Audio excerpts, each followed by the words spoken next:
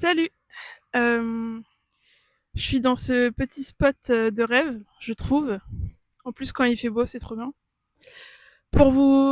Parce qu'en fait, tout à l'heure, j'étais dans mon lit en train de regarder des vidéos sur YouTube, comme à ma plus grande habitude, depuis que ma cousine m'a fait découvrir les vidéos de Cyprien. Donc ça fait 15 ans que je passe la majeure partie de mon temps à regarder des vidéos YouTube quand même. Et en fait, je me suis rendu compte que ça fait depuis, on va dire, 8 ans, depuis que j'ai 16-17 ans à peu près, qu'en fait, sur YouTube, je ne consomme quasiment exclusivement, je dirais à 90%, des contenus faits par des hommes pour des hommes. C'est-à-dire, je mettrai des miniatures des vidéos que je regarde, mais en fait, ça va être du contenu lié, par exemple, à la séduction. Ça va être du contenu lié à comment jeune petit cueil que tu es, comment devenir un homme.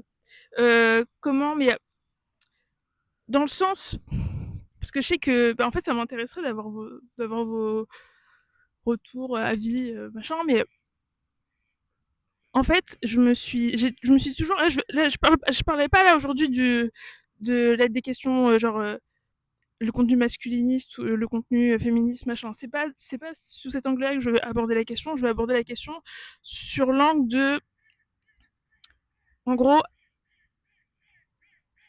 des vidéos faites par des types que je pourrais considérer comme des modèles qui sont clairement des modèles pour moi. C'est même pas une question, c'est qui ont été des modèles pour moi, un peu comme des grands frères, un peu comme un père que j'aurais jamais eu, je sais pas. Mais et en fait qu'on palliait à une. Mais tu vas la fermer ta grande gueule toi aussi. Il est mort de rire, gars. Qui ont pallié à une forme de représentation de, de masculinité que j'ai pas eu dans ma vie, dont je manque. Et la question que je me posais, c'est est-ce que aujourd'hui je me considère comme un mec parce que j'ai regardé du contenu qui s'adressait à des mecs, ou est-ce que en fait je suis un mec et je regardais juste le contenu qui me concernait. Je pense que c'est plutôt ça. Je pense que vous n'êtes pas d'accord avec moi, d'accord. Vous avez le droit de pas être d'accord, mais laissez-moi faire ma vidéo. Euh, et en fait, c'est le fait que je regardais du contenu, voilà, les philogènes, Raptor dissident, enfin, oui, je me comprends. Ou d'autres, enfin, peu importe. Pour moi, ça a toujours été un tabou. Genre, j'ai jamais osé en parler aux gens que je fréquentais. Parce qu'en fait, je pense que euh, ce contenu était très parlant sur qui j'avais envie de devenir. Moi, mes modèles dans la vie, ce que j'ai pas envie de devenir, je fantasme pas un archétype de la femme idéale. Enfin, moi, depuis petite, mes modèles, je regardais quand j'avais quand on recevait des magazines à la maison, des journaux, des prospectus, ça pouvait être genre Decathlon, je sais pas, Célio, enfin des marques X ou Y, peu importe, ou alors des marques de sap pour mecs. Et moi, j'étais en admiration devant le modèle qui était sur le magazine parce que j'avais qu'une seule envie, en fait, c'est d'être ce mec qui est là, qui est beau, qui porte des beaux vêtements sur le magazine. Enfin, bref, je fantasmais la masculinité. Enfin, c'est vers cette version de moi future que j'avais envie d'aller. Et même dans mes goûts, enfin, dans les jouets et tout, dans mes goûts, déjà dès l'enfance, enfin, tous les jouets qui étaient marketés avec un univers euh, féminin, enfin, vendu comme tel en tout cas, girly, rose, machin, ça me dégoûtait. Mais par contre, tout ce qui avait attrait un peu à la virilité, en fait, des pistolets, des guns, les action man, je sais pas quoi, tout ça, ça m'interpellait, c'est vraiment vers ça que je voulais aller. Et en fait, je me suis jamais autorisée à en parler à qui que ce soit parce que, en fait, j'avais honte de pas être, j'avais l'impression de pas être celle qu'il fallait que je sois. Euh, ça fait combien de temps que je parle? 4 minutes 34, ok. Euh, j'avais l'impression que je pouvais pas, le cadrage va être dégueulasse, désolé. Euh, et en fait, là, tout à l'heure, je regardais la vidéo, c'était les philogènes. Et la vidéo, c'est comment avoir une copine. En fait, il y a une double honte. Il y a déjà la honte du côté, genre, ah, t'es une femme, mais tu regardes pas le contenu de femme. Donc cette honte de potentiellement, bah ouais, en fait, peut-être que je suis un mec, en fait, peut-être que désolée, désolée maman, je suis peut-être pas la personne que tu pensais que j'étais. Et après, il y a l'autre honte qui est que, bah en fait, tout, on va dire, la partie de la vie, genre adolescence, un peu où, où tu grandis, je sais, mais j'ai même pas les mots, je n'ai même pas le vocabulaire pour en parler, tellement c'est quelque chose que j'ai pas vécu. Euh, mais ouais, tu t'émancipes, quoi. Je sais pas, tu séduis, tu grandis, tu vas vers l'autre sexe, tu fréquentes plus des gens juste pour être ami avec eux, mais tu fréquentes des gens parce que tu as envie de ken, en fait. À un moment donné, à un moment donné, bon, voilà, c'est ça qui rentre en compte. Et après, bah, voilà, tu veux créer quelque chose et tout. Bref, tout, toutes ces aventures-là, en fait, que tu vis, je pense, enfin, que les gens vivent à l'école ou dans les colonies de vacances et tout. Moi, je me les suis interdites, en fait, parce que je savais pas où mettre, en fait. Je savais pas où était ma place. Et en fait, comme j'ai jamais. Moi, je me suis toujours sentie être le mec, genre, alpha, le hunter. D'être le gars, genre un gars basique, genre viril, quoi. Un mec, juste un mec normal. Enfin, normal. Un mec. Mais comme j'avais. Comme si moi, je le vis. Là, aujourd'hui, en essayant d'avoir un tout petit peu de recul sur la situation, je me dis, mais en fait, je me suis auto-castrée, dans le sens où je me suis émasculée, enlever ma propre virilité parce que j'ai l'impression qu'elle avait pas sa place euh, dans le monde, dans la vie et tout. Donc toutes les occasions que j'aurais pu avoir, que j'aurais pu créer, enfin qui auraient pu se créer autour de la séduction, autour du fait de rencontrer des filles, de coucher avec des filles, de séduire, bref, de mettre en couple, tout ça. En mettre en couple, je m'en fous, mais de coucher d'abord. Couchons d'abord, mettons-nous en couple après. Et bah tout c'est euh, j'ai pas le mot. C'est un mot qui doit ressembler à initiative, mais c'est pas initiative. J'ai pas le mot. Toutes ces occurrences, opportunités, j'aime pas le mot opportunité, mais bref, bah, voilà, tous ces moments qui auraient pu arriver, et bah, je les ai esquivés très fort parce que, en fait, parce que, bah, comme je l'ai dit, je me sentais pas à ma place, j'avais honte, en fait. J'avais honte de dire qu'en fait, j'étais virile. En fait, je suis virile. Après, homme ou femme, je m'en bats les couilles. Enfin, mais je suis viril. Et c'est fort de l'admettre, de se l'admettre et d'être ok avec ça, en fait. Et j'ai jamais été ok avec ça. Je le savais très bien, mais j'étais pas ok avec ça. Donc, du coup, je n'étais ni donc moi-même viril, très viril, ni je jouais pas non plus le jeu de l'hyperféminité. L'hyperféminité, ouais. Je jouais pas non plus le jeu de l'hyperféminité pour contrebalancer, entre guillemets, pour cacher, en fait, ma virilité. Donc j'essayais d'être la plus neutre possible, en fait, d'être là où le plus neutre possible. Donc tout ce qui pouvait sexualiser mon apparence, je le cachais. Donc je faisais en sorte d'être le moins sexy possible. D'être le moins sexuellement quelque chose. Parce que du coup, mon propre sexe, en fait, il me posait problème, en fait. Et mon propre sexe, c'était déjà un problème. Donc il fallait pas que je puisse évoquer une quelconque sexualité envers les autres, qu'on vienne pas me chercher pour ça. Et d'ailleurs, quand il y a des mecs, il y a un mec une fois, je me rappelle, où une fois ou deux, je sais plus, j'ai senti que leur approche n'était pas du tout platonique, mais plutôt intéressée, mais pas, ils étaient pas lourds du tout, quoi, hein, juste, voilà, ils voulaient chercher un peu, ils voulaient me draguer, mais j'étais tétanisée, quoi, j'étais terrifiée, il fallait absolument pas que, grand tabou, que ce sujet arrive là sur la table, bref. Et j'ai digressé de fou, mais en fait, je voulais revenir sur la double honte, donc cette honte-là de soi, et la honte aussi, bah, du coup, que j'ai, donc à l'heure actuelle, j'ai 25 ans.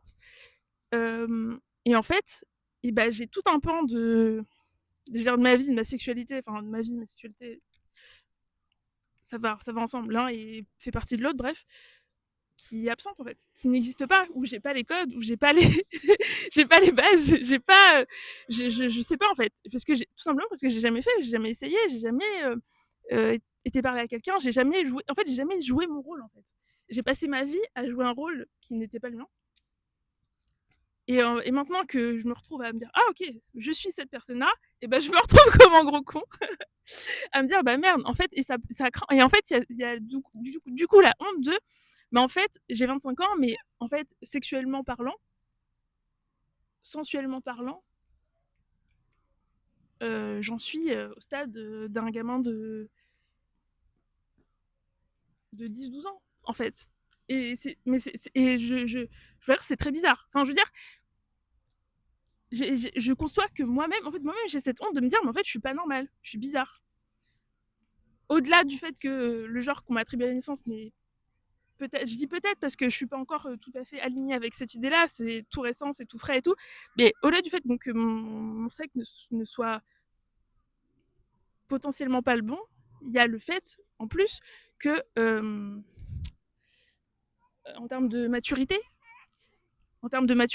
l'âge que j'ai publiquement, je sais pas si c'est mon terme, publiquement, en termes de maturité, c'est pas du tout l'âge que j'ai en fait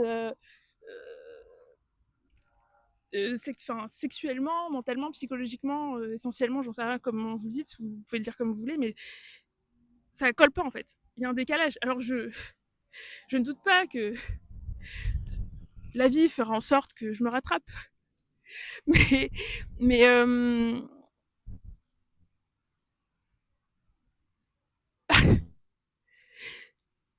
je sais plus ce que je voulais dire. Il y a un couple qui m'a regardé, ça y est, je suis perdue. Je suis perdue. Euh... Ah, c'est horrible. Oh, c'est horrible. Le regard des autres, c'est horrible. Il y a juste un couple qui m'a regardé, qui ont rigolé, genre normal, il voit quelqu'un et tout. Ça m'a remis, j'ai remis en question toute ma vie. Mais donc ouais, il y a ce truc de bah, hey, bonjour, genre. Et en fait, ça fait deux trucs nouveaux à apporter, à devoir assumer. Mais tout simplement parce que, en fait, si je l'assume pas et si j'en parle pas, et ben en fait, si je l'assume pas et j'en parle pas, et ben en fait, je peux rester à cet état-là de non-maturité ou de maturité d'enfant de 12 ans toute ma vie en fait. Je pourrais rester un enfant de 12 ans toute ma vie. Et c'est pas ce que je souhaite. C'est pas ce que je me souhaite. Et du coup, bah voilà, j'en parle. Je sais pas comment. Enfin, je cherche pas de solution particulière ou de. Je voulais juste. J'avais besoin d'en parler parce que bah peut-être que ça arrive à d'autres gens. Puis même, enfin, c'est intéressant. Ce qui vraiment je trouve intéressant, c'était le fait que en fait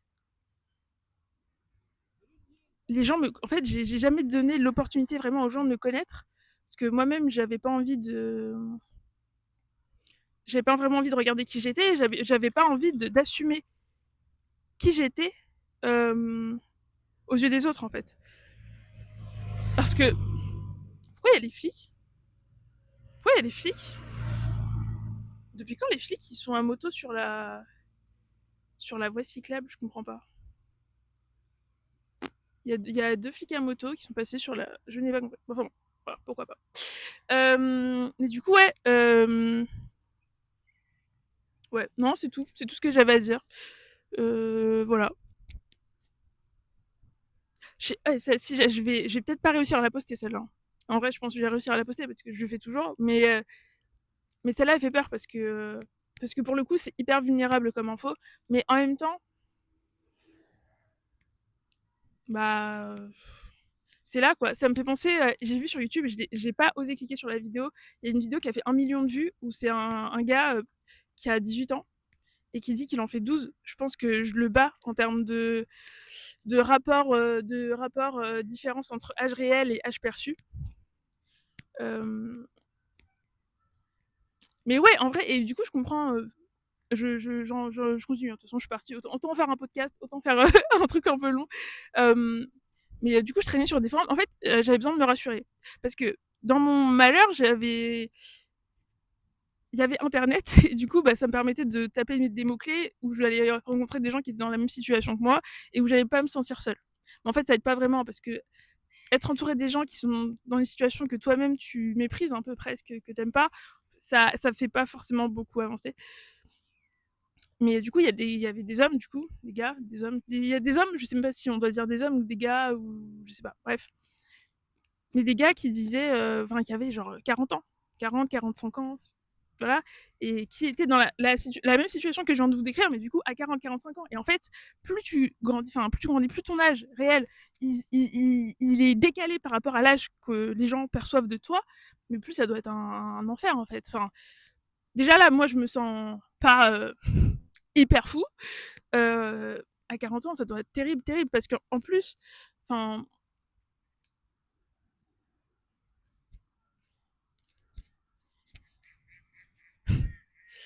je repense au couple, le couple m'a tué, hein. Leur regard et leur sourire, ça m'a assassiné. Ah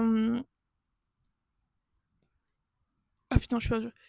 Oui, en plus, en fait, plus le temps passe, plus le manque en plus de relations sexuelles doit. Enfin, et quand je dis relations sexuelles, enfin, je parle de vraiment de tout ce qui entoure tout ce qui entoure tout ce que ça implique de chouette comme de pas chouette, le fait d'être touché, le fait d'être vraiment le contact avec l'autre, je pourrais pas vous en parler vu que je ne l'ai quasiment pas vécu. Bref, on va pas rentrer dans ces détails là, mais voilà. Du coup, le manque, la frustration, voilà, c'est que je cherche la frustration. Moi, je ressens une frustration énorme, mais j'ose même pas du coup imaginer ce que ça fait, cette frustration avec 15, 20 ans de plus, 25 ans de plus. Voilà.